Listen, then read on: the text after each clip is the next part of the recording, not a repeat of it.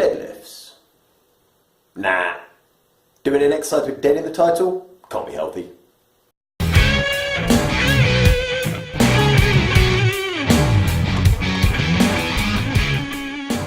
Okay, let's be honest. Unless you're in the extremely small club of powerlifters who understandably live and die by their deadlifts, or you're an athlete that's doing deadlifts because you've been told that it's a really good idea, for the rest of the world, deadlifts are irrelevant.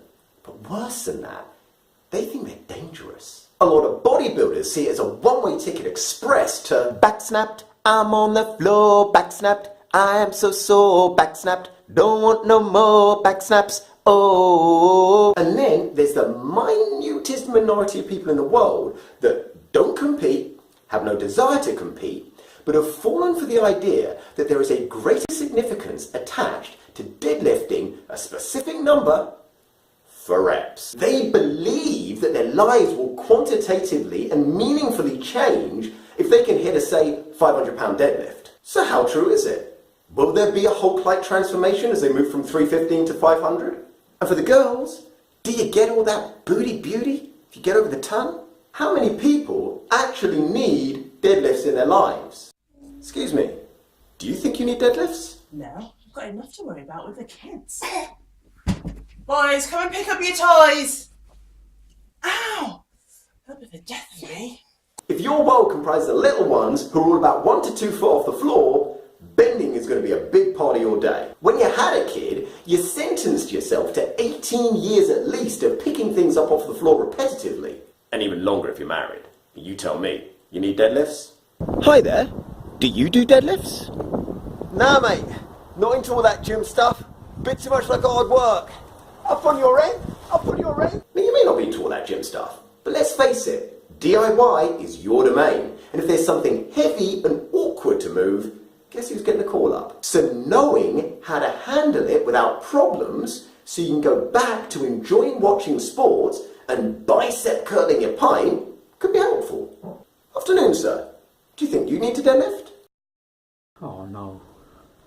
I'm far too old for those sort of shenanigans. 40 years ago, maybe. The deadlift has no age and is actually misnamed. Way back in the dawn of lifting, they actually wanted to call it the live lift, but that sounded too much like a stutter, so they settled on the deadlift because it keeps death at bay. I'm not actually kidding about that. Hip fracture in the elderly is one of the strongest correlators to mortality, because when the person loses their mobility, it's a very steep and slippery slope. Just ask anyone who's ever worked in a nursing home. And deadlifts maintain your hip function. Whoo! There's a tone change. Guess who's got a parent that they're worried about? Alright. Do you think you need to deadlift? That's a great interception. That's a change the direction of the play. And for the young, deadlifts will actually help you with picking up girls. Off the floor, throwing them over your shoulder and taking them back to your cave. That's swaggy. Truthfully, if you're banking on deadlifts to help you with the ladies, you may need some brothers to further your bloodline, because you're unlikely to reproduce legally.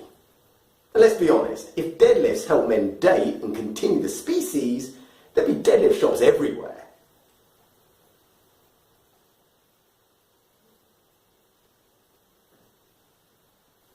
But deadlifts are one of many exercises that will contribute to building a better body, and that will increase your self-confidence in your abilities. Higher self-confidence is going to expose you to more opportunities. This increases your mental, physical and emotional development as a man. You get a better partner, you get a better job, you live a better life. And that's a fact. In personal growth terms, deadlift represents one part of a 10,000-piece jigsaw and it's necessary to accumulate the other 9,999 pieces, metaphorically speaking. Any direct correlation between success in life and deadlift is purely coincidental.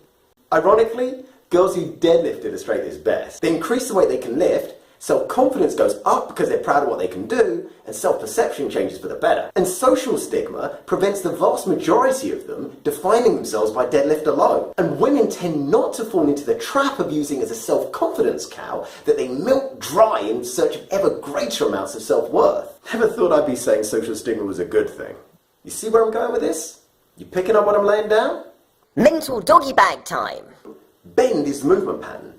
Deadlift is the exercise to practice it with other benefits. They may have a bad reputation and a scary name, but whether you know it or not, you're currently using deadlifts daily. And until technology can either find a way to make bending obsolete, or we evolve enough to use telekinesis, then this is our body's way of defying the effects of gravity, building self-confidence, and a better body. So this is one exercise that you might want to consider a relationship with. Hey, how you doing? Hope this helped you look at deadlifts in a new light. Nah, mate, I'm just not seeing it. Anyway, gotta drop a sewer pickle, so...